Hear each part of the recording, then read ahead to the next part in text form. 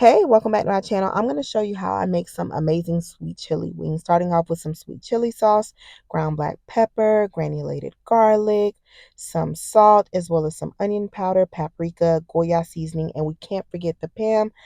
That's to make sure that nothing sticks to the pan. So you're probably like, okay, what is this that she is putting on the chicken? This is called Haitian Epis. I will have a link in the description box that will direct you to a video showing you step by step on how to make your own Epis. You will not regret it. It's so good. You won't regret it, trust me. So make sure you massage the Epis into the chicken. And then this is some additional seasonings that I have. It will also be placed in the description box showing you my measurements. So I take that seasoning and I also add it onto the chicken, making sure that it's well coated. And we do the same thing where we massage it, ensuring that it is well seasoned. So right after this step, you're going to set your oven to 350 degrees. Place your chicken onto the baking pan. Let it bake for some time after putting it in.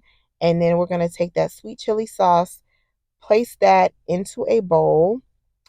And then we're going to take that chicken and make sure we give it a good toss because we want to make sure that that is well coated as well. Look at that. Does that not look good already? So this is an optional step. Some people may like to eat it like this, but as for myself, I like to put it back into the oven and let it bake for a little bit.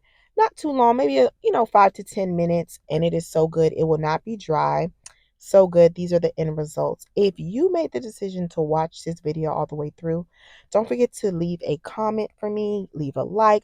Don't forget to like, comment, share, subscribe, and click that notification bell. Until next time.